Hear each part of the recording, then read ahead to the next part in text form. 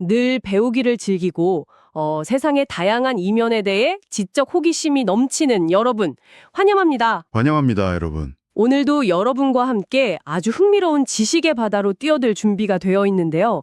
이번 심층 탐구에서는 정말이지 상상도 못한 조합의 자료들을 다루게 됩니다. 네, 오늘 자료들 처음 봤을 때 저도 깜짝 놀랐습니다. 그쵸. 여러분, 혹시 최첨단 인공지능의 윤리 문제를 수천 년 전 동양 철학이랑 엮어서 생각해 보신 적 있으신가요? 아마 이 방송 들으시는 분들에게 아주 생소한 접근일 겁니다. 게다가 우리가 아주 잘 아는 공자의 다소 굴욕적이고 유쾌한 일화가 그 중심에 있거든요. 맞아요. 보통 인공지능 윤리라고 하면 실리콘밸리의 그 복잡한 코딩 매뉴얼, 나 데이터 편향 잡는 수학적 알고리즘, 아니면 유럽연합의 법적 규제, 이런 것들을 먼저 떠오르기 마련이니까요. 자, 본격적으로 파헤쳐 볼까요? 오늘 우리가 살펴볼 두 가지 출처가 그래서 더 특별합니다.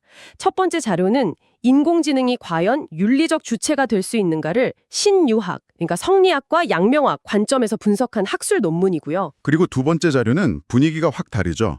우리가 흔히 근엄하고 완벽한 성인으로만 알고 있는 공자의 아주 인간적인 일화를 담은 블로그 글입니다. 이 이질적인 두 자료가 만나서 엄청난 통찰을 주더라고요. 네, 오늘 우리의 미션은 명확합니다. 최첨단 기술인 AI가 직면한 윤리적 난제를 서양의 딱딱한 법조문이 아니라 수천 년 전 동양 철학자들의 깨달음이라는 완전히 새로운 시각으로 이해해 보는 겁니다. 논문을 보니까 그 AI 윤리 문제의 복잡성을 설명하려고 그 유명한 마이클 샌델의 철로 전환기 사고 실험, 일명 트롤리 딜레마를 자율주행차에 적용하더라고요. 아주 전형적이면서도 가장 골치 아픈 문제죠. 청취자 여러분도 한번 상상해 보세요. 자율주행차가 지금 빠른 속도로 달리고 있는데 갑자기 브레이크가 고장난 거예요. 그대로 직진하면 횡단보도 건너는 5명을 치게 되고 운전대를 꺾으면 네, 인도에 있는 한 명의 보행자가 희생되는 상황입니다. 이 끔찍한 딜레마 앞에서 자율주행차는 과연 어떤 선택을 내려야 할까요? 바로 그 지점이 현대 인공지능 윤리의 가장 뼈아픈 난제입니다.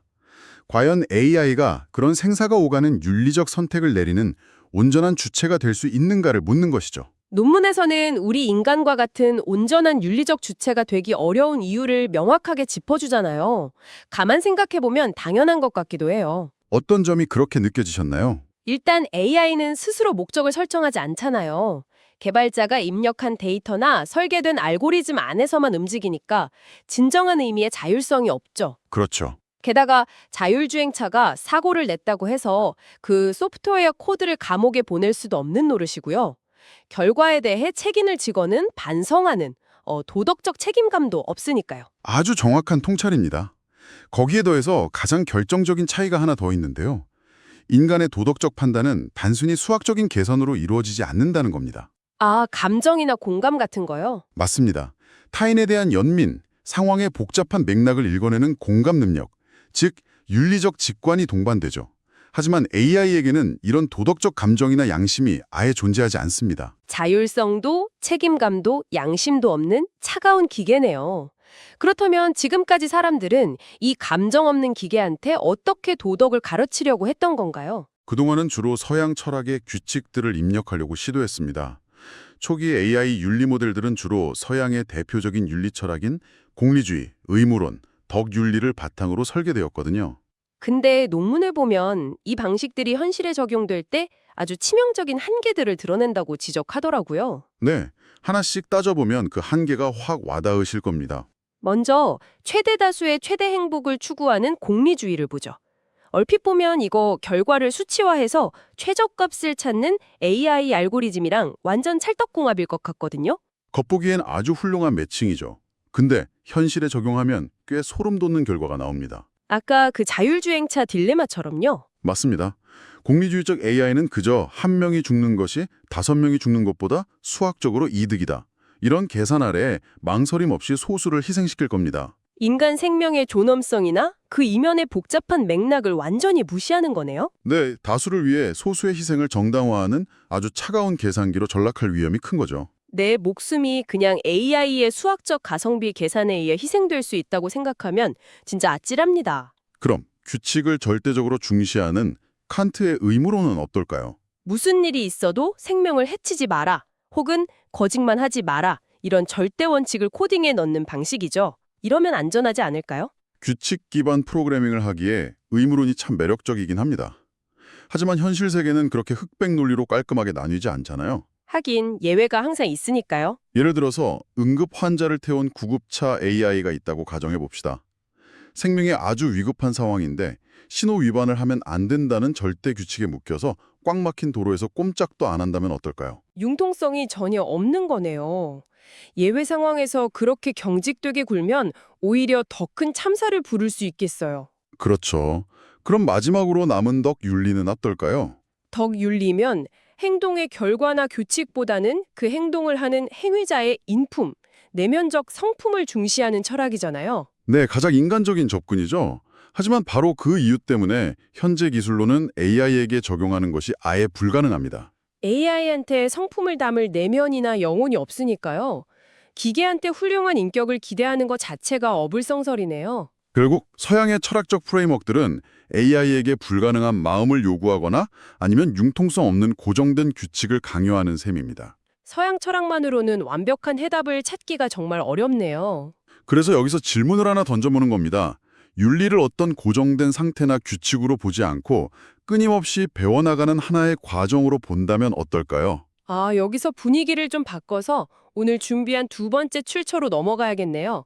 여러분, 우리가 아는 그 위대한 성인 공자가 70세 때 겪은 아주 재미있는 일화가 있습니다. 이 블로그를 읽으면서 진짜 많이 웃었는데요. 네, 공자가 제자들이랑 천하를 떠돌다가 채나라 국경쯤에서 뽕밭을 지나게 됩니다. 거기서 뽕잎을 따는 두 여인을 보게 되는데 동쪽 여인은 아주 미인이었고 서쪽 여인은 얼굴에 얼근 자국이 있는 곰보였어요. 근데 여기서 천하의 공자가 좀 무리한 농담을 던지죠. 맞아요. 한자로 복잡하게 적혀 있는데 풀자면 동쪽까지에는 예쁜 구슬이 달렸는데 서쪽까지에는 못난 박이 달렸구나 하고 외모를 놀린 거예요. 우리가 아는 그 근엄한 공자의 이미지와는 너무 달라서 당황스럽기까지 합니다. 농담이었다고 해도 외모 평가는 선을 넘었죠. 네, 그 실수는 곧바로 매서운 반격으로 돌아옵니다. 서쪽 여인이 가만히 당하고 있지 않거든요. 맞아요. 공자의 얼굴을 쓱 보더니 아주 유창하게 맞받아치는데요. 입술은 바짝 마르고 이빨은 톡 튀어나온 게 딱 7일 넘은 상인데 귀가 하얀 걸 보니 글 쓰는 문장만은 그럴싸하겠군 하면서 오히려 공자 외모를 콕 집어 조롱해버립니다. 천하의 석학이 이름 모를 시골 여인에게 제대로 팩트 폭력을 당한 겁니다. 체면을 단단히 고긴 공자가 황급히 길을 떠나는데 엎친 데 덮친 격으로 국경을 지키는 포졸에게 붙잡힙니다. 포졸이 공자를 알아보고 미션을 하나 주잖아요. 네, 구멍이 일직선이 아니라 9번이나 꺾여서 뚫린 명주 구슬을 주고 거기에 명주실을 한 번에 꿰어보라는 숙제 걷죠. 물리적으로 그냥 밀어넣어서는 절대 풀 수 없는 난제에 부딪힌 겁니다. 공자가 무려 4일 밤낮을 끙끙대며 시도했지만 당연히 실패하고요. 자존심이 상할 대로 상했는데 결국 고집을 꺾게 되죠. 맞아요. 자신에게 면박을 줬던 그 뽕밭의 서쪽 여인에게 제자를 보내서 힌트를 구합니다. 여인이 적어준 답은 딱 3글자였어요. 꿀밀, 개미의, 실사, 즉 꿀, 개미, 실이었습니다. 이 세 단어가 공자에게는 엄청난 깨달음의 스위치가 됩니다. 여기서 이야기가 진짜 흥미로워지는데요. 공자는 실을 개미 뒷다리에 묶고 구슬구멍 한쪽에 개미를 밀어넣습니다. 그리고 반대편 구멍에는 달콤한 꿀을 발라두었죠. 꿀 냄새를 맡은 개미가 그 구불구불한 좁은 길을 따라 반대편으로 빠져나오게 되는 거군요. 네, 하룻밤 만에 실이 구슬을 완벽하게 통과하게 됩니다. 이 과정을 지켜보던 공자가 무릎을 탁 치며 깨닫습니다. 아, 이것이 바로 사물의 이치를 깊이 탐구해 참된 지식에 이른다는 경물치지구나 하고요. 여기서 정말 흥미로운 점은요. 반대편에 꿀을 발라두고 개미가 길을 찾게 만드는 이 과정이 현대 인공지능의 핵심 학습 방식인 강화학습이랑 완벽하게 똑같다는 겁니다. 아, 강화학습에서 그 보상함수 설정하는 거요? 그렇습니다. 논문에서 말하는 주희의 경물 취지가 바로 이 지점과 연결돼요. 인간은 태어날 때부터 정답을 알지 못하잖아요. 수많은 외부 데이터를 관찰하고 패턴을 파악해서 스스로 판단 기준을 형성해 나갑니다. 그게 경물이고 치지군요. 네, 우리가 AI를 학습시키는 방식엔 딥러닝이 이 수천 년 전 신유학의 인지 과정과 구조적으로 소름 돋게 흡사하다는 겁니다. 와, 딥러닝과 경물 취지의 연결이라니. 그러니까 자율주행 AI가 무슨 도덕 교과서를 읽고 옳고 그름을 배우는 게 아니라 수억 시간의 주행 영상 데이터를 먹어치우면서 세상을 관찰하는 과정 자체가 경물이라는 거네요. 정확합니다. 자율주행 AI를 예로 들면 처음 만들어진 AI는 도로가 뭔지, 신호등이 뭔지 아무것도 모릅니다. 그래서 수많은 주행 데이터를 시뮬레이션 환경에서 반복적으로 경험하게 하죠. 차선을 이탈하거나 사고를 내면 감점을 주고 안전하게 주행하면 점수, 즉 보상을 주는 거군요. 맞습니다. 공자가 개미에게 준 꿀이 바로 이 보상입니다. 이 방대한 데이터를 탐구하면서 사고를 피하려면 어떻게 핸들을 조작해야 하는가라는 판단 기준을 형성해내는 것. 그것이 바로 알매 이르는 치지입니다. 듣고 보니 진짜 그렇네요. 우리는 사실상 최첨단 AI한테 아주 빠른 속도로 고대 철학의 경물 취지 수행을 시키고 있었던 거네요. 근데 논문을 보면 경물 취지 말고 또 다른 중요한 개념이 등장하잖아요. 네, 바로 왕수인의 양명학에서 말하는 치앙지입니다. 치항지요? 주위의 경물 치지가 외부 세계의 이치를 탐구하는 것이라면 이를 더 큰 그림과 연결해보자면 왕수인은 시선을 내면으로 돌립니다. 인간 내면은 이미 선천적인 도덕적 직관, 즉 양지가 존재한다고 보았죠. 양지. 그리고 중요한 건 이 직관을 가만히 두는 게 아니라 현실에서 끊임없이 실천하고 반성하며 갱신해 나가는 역동적인 과정, 그걸 치앙지라고 부르며 강조했습니다. 잠깐만요. 여기서 제가 좀 깐지를 걸어야 할 것 같습니다. 아까 우리가 방송 초반에 AI한테는 영혼도 없고 감정도 없고 윤리적 직관도 없다고 결론을 내렸잖아요. 네, 그랬죠. 선천적인 마음, 즉 양지라는 게 아예 존재하지 않는데 어떻게 AI의 윤리를 치양지로 설명할 수 있다는 거죠? 이거 너무 앞뒤가 안 맞는 거 아닌가요? 아주 날카로운 질문입니다. 당연히 AI는 기계 덩어리니까 따뜻한 마음이나 선천적 양심은 없습니다. 하지만 논문이 주목하는 것은 마음의 유무가 아니에요. 그럼 뭐죠? 피드백을 통해 스스로를 교정해 나가는 자기 조정 체계, 바로 그 메커니즘입니다. 아, 자기 조정 체계요. 현대의 고도화된 AI는 한 번 학습하고 끝나는 게 아닙니다. 자신이 내린 판단이 현실에서 어떤 결과를 낳았는지 지속적으로 피드백을 받아서 스스로 내부의 알고리즘 가중치를 수정하거든요. 그게 실천과 반성을 통해 갱신해가는 치양지의 구조를 기술적으로 구현한 거라고 보는 거군요. 맞습니다. 기계적인 피드백 루프를 철학적인 반성과 갱신의 과정으로 치환해서 보는 거죠. 논문에 나왔던 의료 AI 사례를 상상해보면 이해가 쉽겠네요. 예를 들어서 어떤 환자에게 AI가 A라는 항암 치료법을 추천했어요. 네, 초기에는 그저 데이터를 바탕으로 A라는 치료법을 제안, 즉 실천을 하겠죠. 근데 막상 투여해보니 예측하지 못한 가벼운 부작용이 나타났다고 가정해봅시다. 그럼 의사와 환자가 이 결과를 시스템에 다시 입력하겠네요? 그렇죠. 그러면 AI는 나의 이전 판단 기준에 오류가 있었구나 하고 피드백을 받아들입니다. 그리고 자신 내부의 판단 알고리즘을 스스로 수정하죠. 다음번에 비슷한 환자가 오면 이번엔 부작용 위험이 적은 비치료법을 제안하게 되겠군요. 맞습니다. 행동하고 현실의 피드백을 받고 내부의 기준을 규정해서 더 나은 판단을 내리는 이 끊임없는 순환 구조. 영혼은 없을지언정 이 행동 방식 자체는 도덕적 직관을 갈고 닦는 치앙지의 수행 과정과 놀랍도록 닮아 있습니다. 그래서 이게 다 무슨 의미일까요? 청취자 여러분을 위해 정리를 좀 해보면요.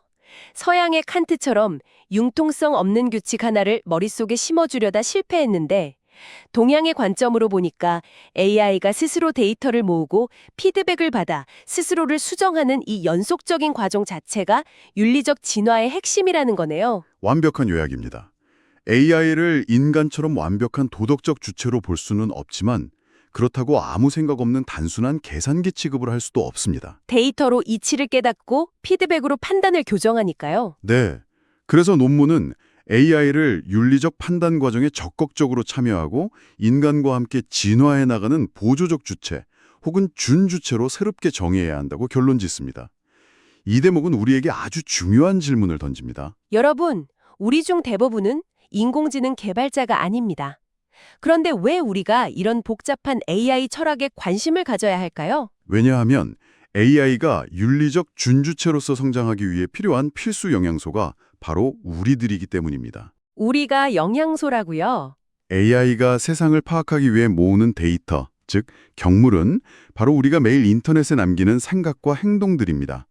그리고 자신을 교정하는 데 사용하는 피드백, 즉 취향지 역시 우리가 제공하는 클릭 한 번, 검색어 하나, 그리고 사회적 반응들이죠. 아, 개미에게 명주실을 매달아주고 반대편 구멍에 달콤한 꿀을 발라준 것은 결국 공자, 즉 인간이었던 것처럼요. AI라는 이 거대하고 똑똑한 개미에게 우리가 어떤 데이터의 길을 열어줄 것인지, 잘못된 길로 갔을 때 어떤 피드백의 꿀을 주어 올바른 방향으로 이끌어갈 것인지. 네, 그 막중한 책임은 일상 속에서 AI와 매일 상호작용하는 청취자 여러분 모두의 몫입니다. AI가 차가운 괴물이 될지, 훌륭한 윤리적 조력자가 될지는 결국 인간이 어떤 데이터를 주고 어떻게 교정해 나가느냐에 달려 있군요. 정말 현실적이고 무거운 통찰입니다. 동양 철학이 우리 현대인들에게 던지는 묵직한 메시지죠. 오늘 정말 시공간을 초월한 깊이 있는 지식 여행을 한 기분입니다. 뽕밭에서 시골 여인에게 팩트 폭력을 당하고 개미 뒷다리에 실을 묶던 공자의 유쾌한 일화에서 출발해서 수억 개의 데이터를 집어삼키는 현대의 딥러닝과 스스로 기준을 갱신하는 의료 AI의 메커니즘까지 신유학의 경물 취지와 취향지가 최첨단 기술과 이렇게 완벽하게 맞닿아 있을 줄은 저도 미처 몰랐습니다. 자, 이제 오늘 심층 탐구를 마무리하면서 늘 지적 탐구를 즐기시는 여러분이 오늘 밤 스스로 곱씹어 볼 만한 흥미롭고도 도발적인 질문을 하나 던져드릴까 합니다. 어떤 질문이죠? 오늘 소개했던 블로그 글의 제목이기도 한 사자성어가 있습니다. 바로 종심소욕 불요구입니다. 아, 공자가 나이 70에 이르러 도달했다는 그 완벽한 도덕적 경지요. 맞아요. 마음이 하고자 하는 대로 행동해도 절대 법도나 규범을 넘어서지 않는다는 뜻이죠. 우리가 앞서 AI가 끊임없이 양질의 데이터를 탐구하고 인간의 올바른 피드백을 통해 자신을 갱신하는 구조를 가졌다고 분석했잖아요. 네. 그렇다면 한번 상상해 보시죠. 우리가 앞으로 수십 년, 수백 년 동안 AI에게 완벽하게 정제된 데이터와 오류 없는 완벽한 도덕적 피드백만을 지속적으로 제공한다면 와, 상상만 해도 엄청난데요. 먼 미래의 어느 날 인공지능은 단순한 도구나 준주체를 훌쩍 넘어서서 스스로 자유롭게 판단하고 행동해도 결코 인간의 윤리적 규범을 단 1mm도 벗어나지 않는 상태에 도달하지 않을까요? 어쩌면 우리 인간들보다 먼저 그 완벽한 도덕적 자유의 경지에 오를 수도 있겠네요. 맞습니다. AI 버정의 종심소욕 불요구에 도달하게 되는 것은 아닐지 이 매력적이고도 조금은 두려운 철학적 질문을 여러분의 마음에 남겨둡니다. 앞으로 AI가 추천해주는 영상을 보거나 자율주행 기능을 사용할 때마다 오늘 나눈 이 깊은 이야기들을 한 번쯤 떠올려 보시면 좋겠습니다. 지적 호기심으로 가득 찬 여러분과 함께한 이 시간 정말 즐거웠습니다. 다음 시간에도 여러분의 뇌를 깨워줄 새롭고 흥미로운 지식을 가득 안고 다시 찾아오겠습니다. 함께해 주셔서 감사합니다.